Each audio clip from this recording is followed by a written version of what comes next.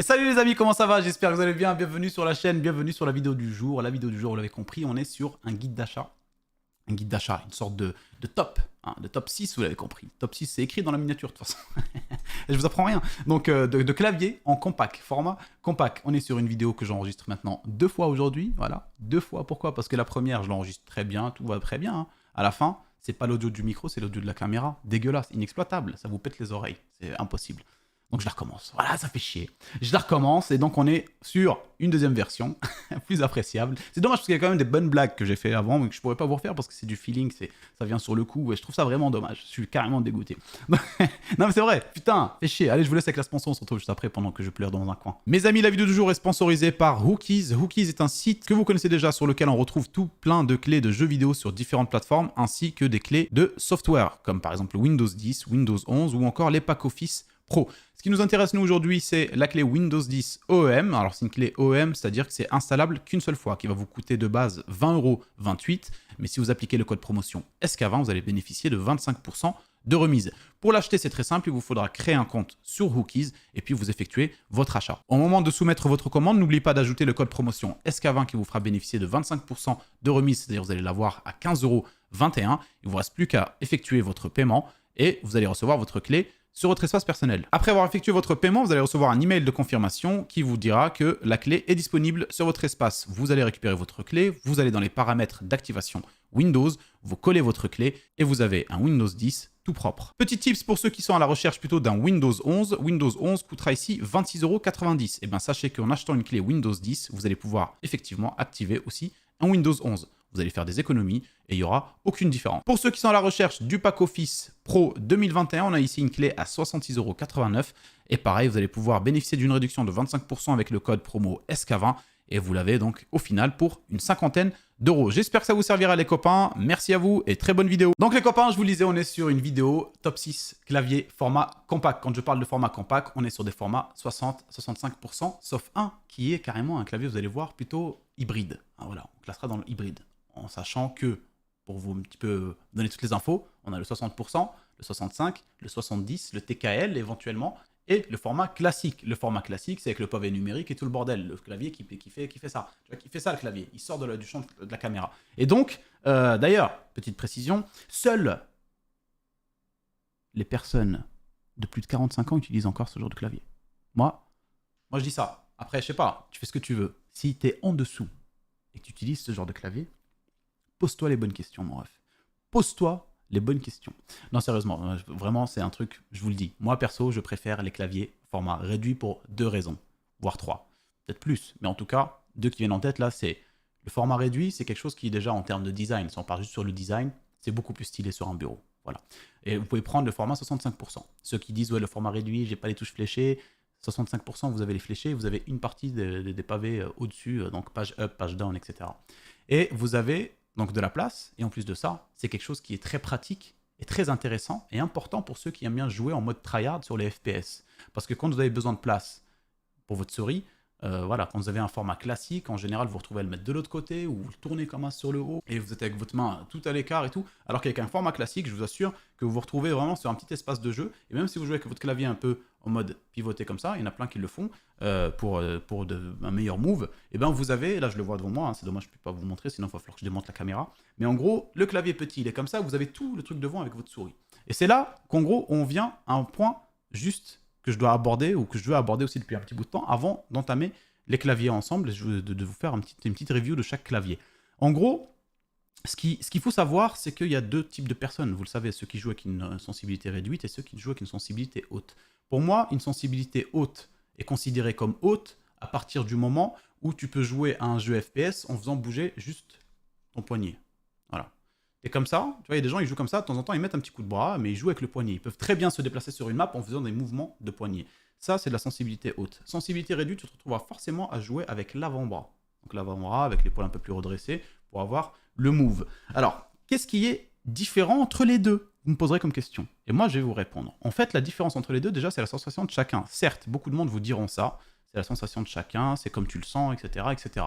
Mais il y a une chose aussi qui est très importante à savoir, c'est que si tu es quelqu'un qui joue pour chill, etc., oui, tu peux faire ta propre sensi. Si tu es quelqu'un qui joue pour le tryhard, par exemple pour monter en niveau, pour jouer rank, enfin jouer, tu vois, genre monter dans les différents jeux, sur Apex, ou sur PUBG, ou sur Call of Duty, Warzone, ce que tu veux. D'ailleurs, comme Counter-Strike, par exemple. Pour revenir à ça, tous ces jeux-là, en fait, vous remarquerez que les gens ultra balèzes, que ce soit dans les streamers ou les trucs comme ça, en général, c'est des gens, ou dans l'e-sport, c'est en général des gens qui vont jouer avec des coups de bras. Hein. Vous allez les voir, ils vont faire des trucs comme ça. Donc en gros, c'est des gens qui jouent avec une sensibilité réduite. Et la sensibilité réduite, qu'est-ce qu'elle t'apporte en plus du désagrément, hein, de devoir faire des coups de bras, effectivement, dans des situations où tu dois faire un 360 très rapidement ou autre. Qu'est-ce qu'elle t'apporte? Elle t'apporte une chose qui est, déjà, hormis le fait d'avoir de la place sur ton bureau, grâce à ton clavier, la sensibilité réduite, donc tu vas pouvoir l'exploiter très facilement parce que tu as de la place, et la sensibilité réduite, à ce moment-là, elle sera géniale pour une chose. C'est que, on va imaginer une sorte de plan, et après on enchaîne la vidéo. C'est juste pour bien vous expliquer, que vous comprenez, en gros, le concept de la sensibilité.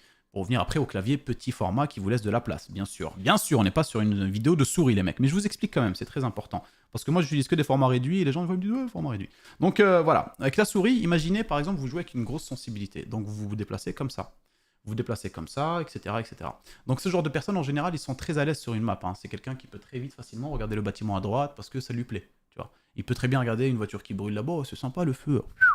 On s'en bat les couilles. Tu vois. Donc en gros, ce qu'on veut, c'est gagner. Donc, alors qu'une sensibilité réduite, en fait, te pousse quelque part, vu que tu ne peux pas te promener à faire n'importe quoi avec ta souris pour regarder ou je sais pas quoi, à jouer comme les joueurs Counter-Strike ou comme les joueurs pro, c'est-à-dire jouer les lignes, comme on dit. Tu ne te déplaces pas en te promenant sur la map, tu te déplaces obligatoirement en essayant à chaque fois d'améliorer de game en game sur la même map ta prise de ligne, c'est-à-dire tu sais que là, il va y avoir une ligne, tu vois, et tu la joues, parce que du coup, tout de suite, tu te mets un peu comme les joueurs manettes. Vous voyez, les joueurs manettes, ils ne peuvent pas se permettre de faire n'importe quoi. Ils sont obligés de jouer en jouant les lignes. Et moi, quand je vois par exemple quelqu'un jouer, j'arrive tout de suite à reconnaître s'il joue sensibilité réduite ou haute par rapport à son mouvement sur la map, sur la caméra.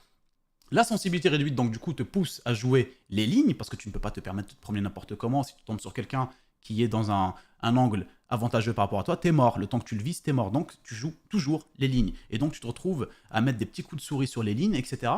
Par contre, là où ça devient avantageux à partir du moment où tu as commencé à jouer les lignes, c'est que forcément, tu auras l'avantage d'avoir éventuellement toujours la visée sur ton adversaire, de 1. Et de 2, si ton adversaire est un peu loin, ce qui arrive souvent, par exemple, sur le jeu PUBG, Apex ou autre, au snipe, tu n'as pas de problème, parce que le snipe, en fait, de loin, avec une sensibilité haute, c'est pas la chose la plus précise, et vous le savez déjà. Vous faites un petit mouvement, vous pouvez très vite vous retrouver sur le côté loin de la cible, alors qu'avec une sensibilité réduite, quand il court, essayez, hein, si vous êtes joueur vraiment, essayez, si vous êtes joueur sensibilité haute, essayez de réduire au fur et à mesure, de faire des entraînements, vous allez voir que le skill va être différent, vous allez prendre même en skill, vraiment. Vous avez des mecs, par exemple, sur lesquels vous mettez 20 balles de DMR de loin pour les abattre, avec une sensibilité réduite et le fait de pouvoir les suivre juste en bougeant le bras très léger comme ça, parce qu'une sensibilité réduite, à un moment donné, tu peux passer sur le poignet aussi, tu vois. Ce que je veux dire, c'est que quand tu vises au loin, avec ton poignet, tu peux suivre quelqu'un qui court, sans mettre d'à-coups ou des trucs, tu vois. C'est juste comme ça.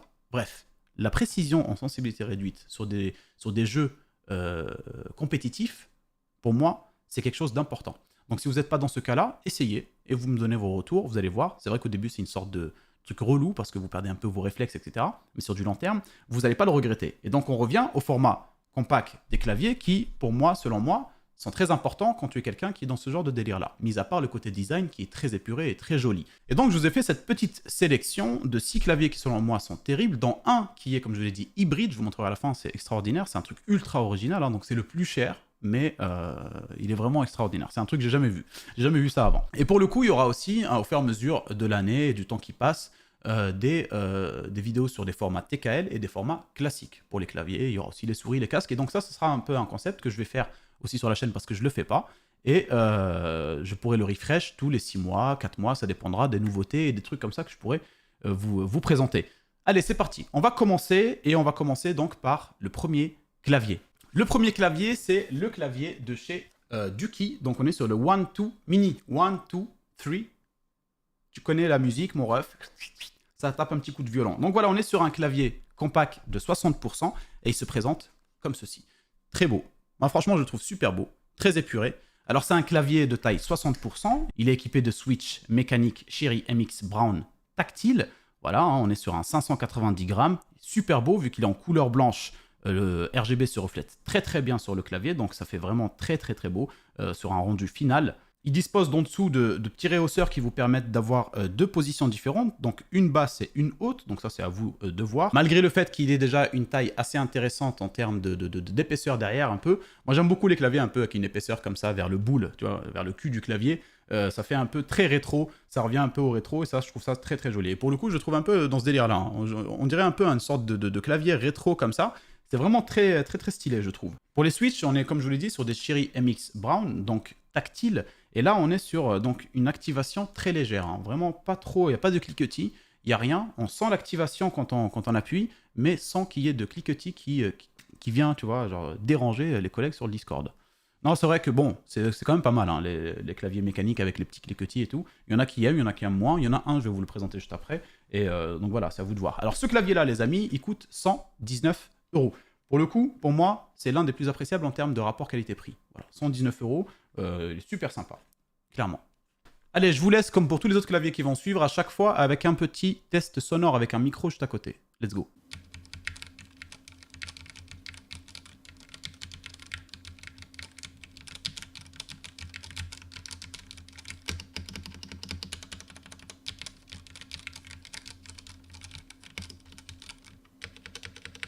On enchaîne avec le clavier de chez Corsair. J'étais pas du tout dans le champ de la caméra. On enchaîne avec le clavier de chez Corsair.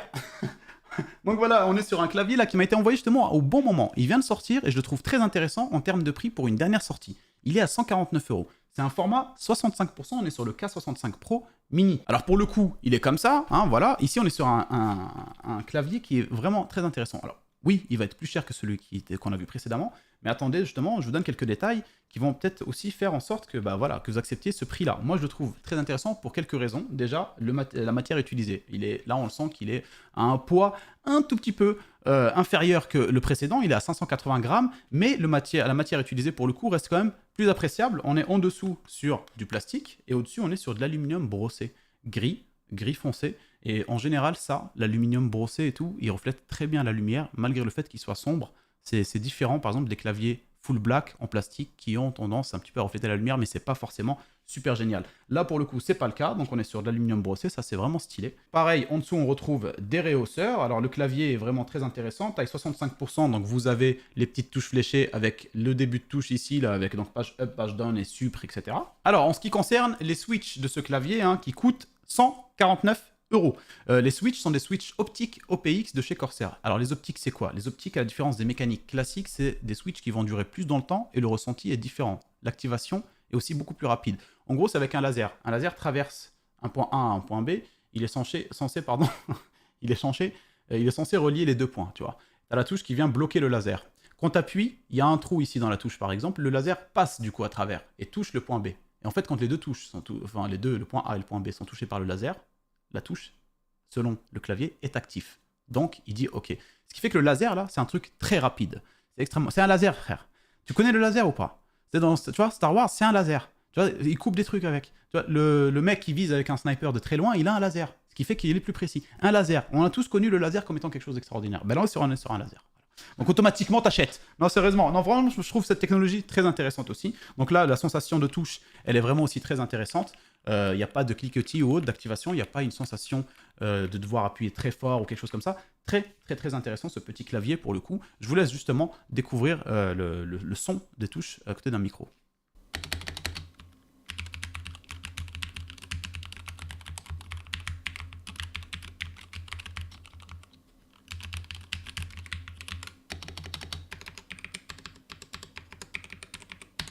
Le troisième clavier que je vous ai sélectionné, encore une fois, je suis pas dans la caméra.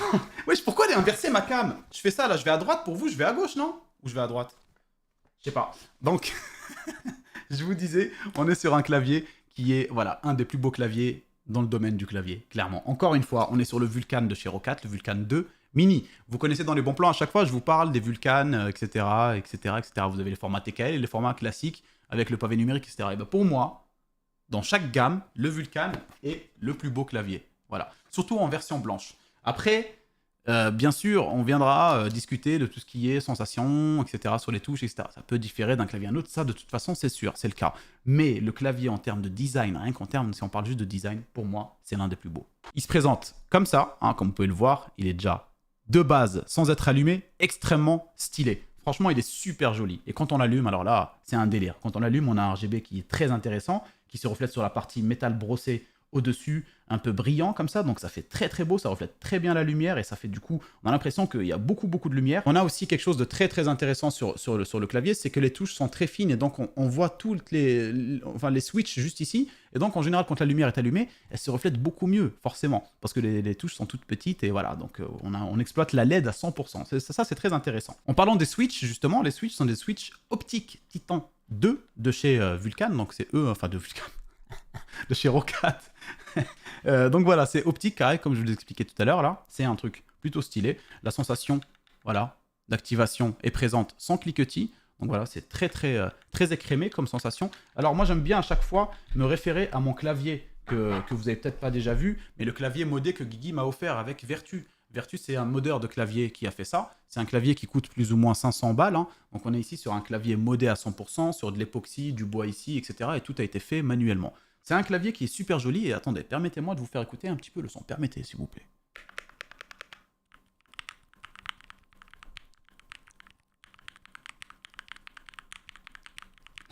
Non, sérieux. Vous voyez? On dirait que je bats de la crème. C'est écrémé, quoi. C'est un clavier écrémé. C'est un clavier écrémé, celui-là. C'est un clavier demi-écrémé. On se rapproche très légèrement. Pas beaucoup, mais on n'est pas, tu vois, on est dans le même petit peu style écrème un petit peu, tu vois. Donc la sensation de frappe est très intéressante. D'ailleurs, je vous laisse un petit peu découvrir avec le micro plus précisément.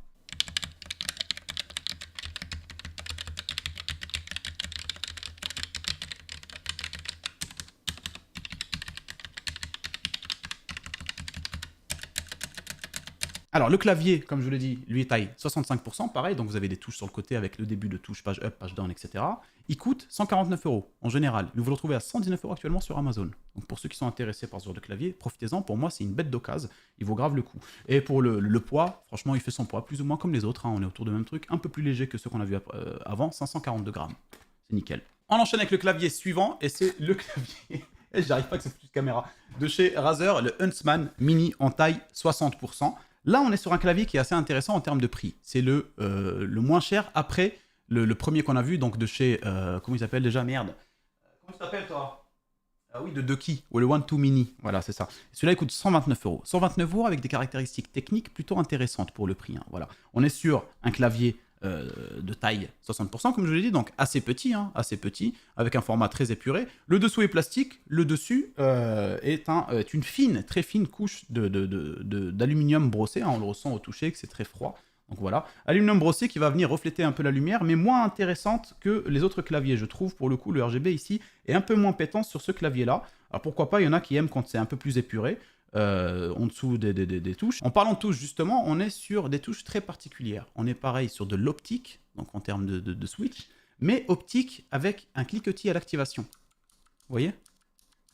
Donc il y a un cliquetis à l'activation, il y en a qui aiment, d'autres moins. Moi, je trouve ça appréciable selon les situations, ça dépend. Quand je joue en game, tant que mon micro n'arrive pas, arrive justement à couper le son extérieur à ma voix, ça me dérange pas. Il y a des personnes qui n'ont pas cette possibilité et donc jouent avec des claviers, avec des... Voilà. Cliquetis, et ça peut s'entendre chez les autres. D'ailleurs, je vous laisse découvrir ça, le son là un peu plus précisément avec le micro proche.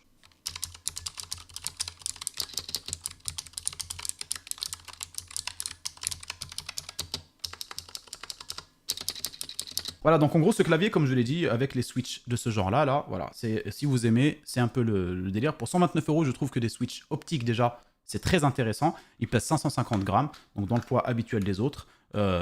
Pour le coup, pour moi, c'est le moins intéressant parce que je ne suis pas très fan en termes de cliquetis sur les switches, mais je l'ai quand même compris dans le guide d'achat parce que je sais qu'il y en a qui recherchent ça, justement, pour la sensation d'activation, etc. On enchaîne avec le Wooting 60 HE, pas HE60. Celui-là, il est considéré par la communauté des gamers comme un clavier de cheater. Et je vais vous expliquer pourquoi. Alors de base, il est comme ça, hein, voilà, c'est un clavier très simple, très épuré aussi, en taille 60%. Vous avez un petit truc ici là, qui vous permet d'accrocher une lanière qu'ils envoient dans le paquet. Un petit truc en plus, en gros, si jamais tu as envie de te promener avec ton clavier, tu mets la lanière ton poignet, tu vois, et tu te promènes avec ton clavier. Tu vois. Ça, c'est possible. En tout cas, c'est un truc qui sert à rien, vraiment, mais ils l'ont mis dedans, je trouve ça sympa, c'est un petit bundle. Alors pour le coup, celui-là, je ne l'ai pas retrouvé partout, hein, tu le retrouves sur le site de Wu-Tang, j'allais dire, Wu-Tang Clan. Tu connais pas, c'est que tu es trop jeune. Wu-Ting, et donc il est à 189 €. Le prix est un peu plus élevé, mais attendez, justement, c'est expliqué par certaines choses. Alors la chose justement qui explique ça, mis à part que le clavier est super joli, il a un fond blanc, donc il reflète très bien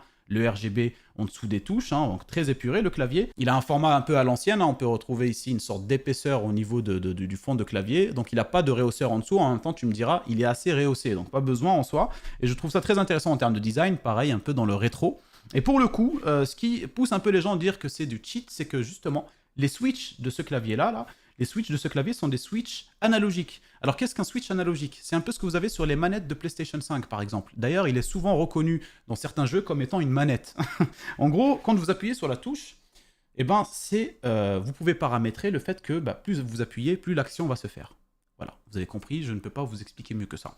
Si vous appuyez, imaginons qu'un jeu puisse te permettre, si tu appuies lentement sur Z, ton bonhomme avance, si tu appuies tout au bout de Z, ton bonhomme court. Donc voilà. C'est un peu le même délire. Et c'est pour ça que plusieurs personnes disent, ouais, il permet de... Alors je ne sais pas à quel niveau on peut critiquer un clavier comme ça en disant que ça pousse au cheat ou que ça donne un avantage face aux autres. Donc je ne joue pas à tous les jeux. Peut-être qu'il y a des jeux, effectivement, où ça devient relou d'avoir ce genre de truc en face. Mais en tout cas, je le trouve très intéressant pour le coup parce que les switches sont vraiment intéressants. Donc en termes de sensation. Alors pour le coup, celui-là, c'est celui qui se rapproche le plus en termes de sensation.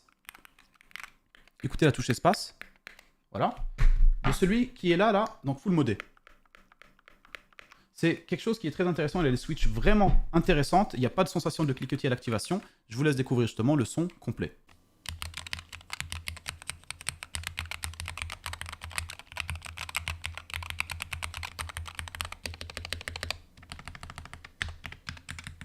Voilà, justement par rapport au switch, vous avez pu avoir une idée, et pour le coup, ces switches-là, la différence de tous les autres claviers qu'on a pu voir avant, ceux-là sont hot swappable.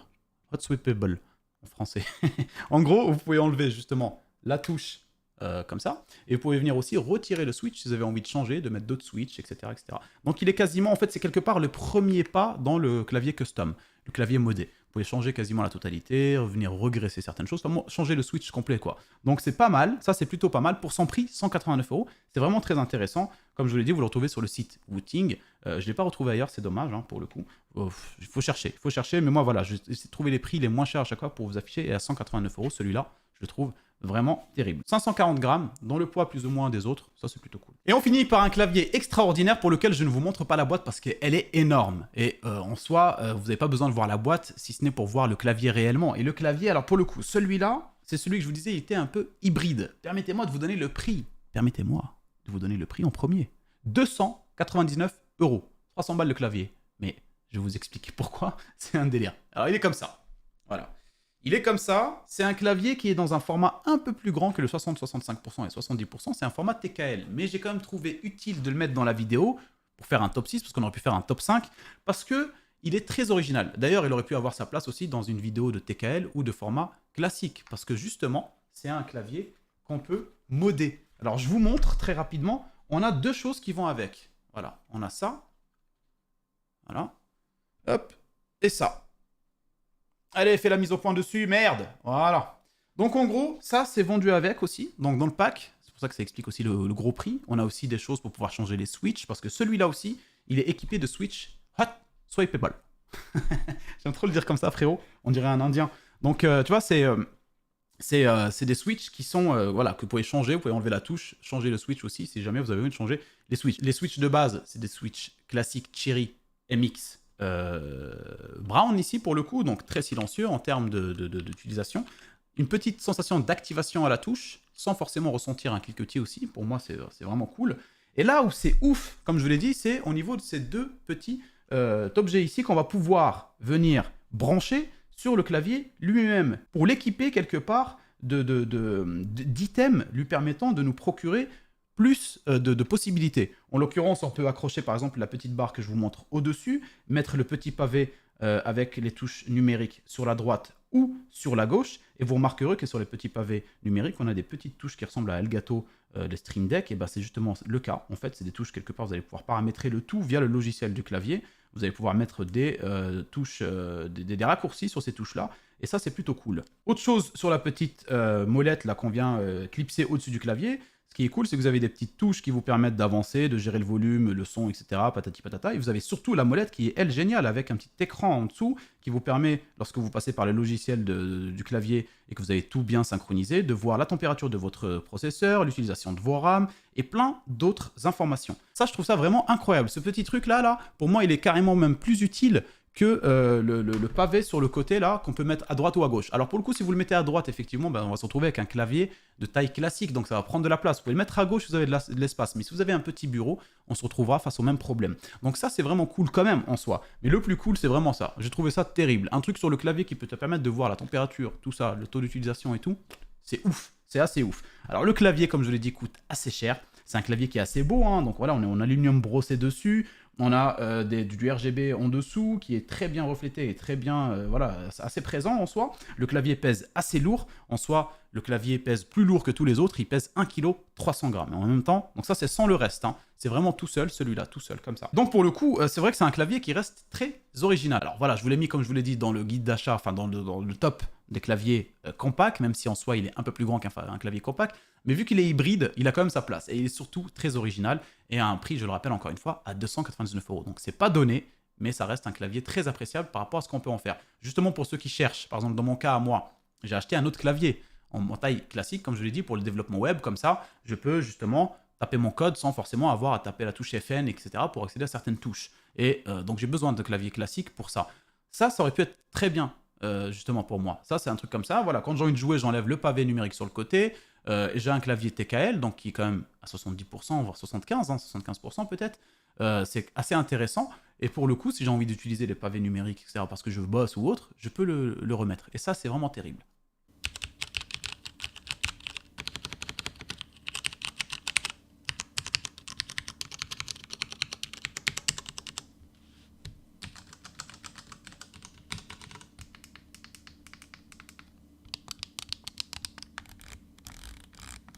Voilà les amis, pour le coup, on est arrivé à la fin de la présentation de tous les produits et quelque part de la review rapide, hein, en tout cas de mon top selon moi. C'est une vidéo qui sera amenée à être modifiée, comme je l'ai dit, donc en version TKL, version clavier classique, format classique. Il y aura aussi les souris et les casques, donc à chaque fois on fera ça. Des petits périphériques avec des refreshs durant l'année, durant le temps qui avance, pour vous permettre de voir toutes les nouveautés autour de chaque domaine. Donc les claviers compacts, les TKL et les 100%. Donc j'espère que la vidéo vous a plu les copains, qu'elle vous a servi, hein. Si vous avez des suggestions d'autres claviers que vous pouvez voir, n'hésitez pas à les mettre en commentaire. Je rappelle que le but de la vidéo n'était pas de choisir des claviers les moins chers possibles, hein, parce que ce n'était pas le cas. On voulait quand même avoir un minimum de choses en termes de switch, en termes de possibilités techniques avec le clavier, hein, d'appréciation, d'utilisation.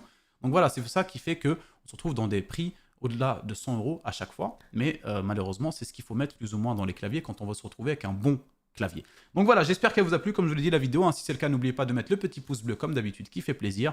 Et on se retrouve dimanche pour la vidéo bon plan si tout va bien. Je tiens à préciser, si ça ne sort pas la vidéo, c'est que je suis en vacances et que j'ai pas d'internet. Normalement, j'espère qu'il y en a. S'il y en a, je vous sors la vidéo. S'il n'y en a pas, je vous communiquerai dessus. Donc voilà les copains, portez-vous bien, bonne fin de semaine et on se voit dimanche. Ciao ciao les amis.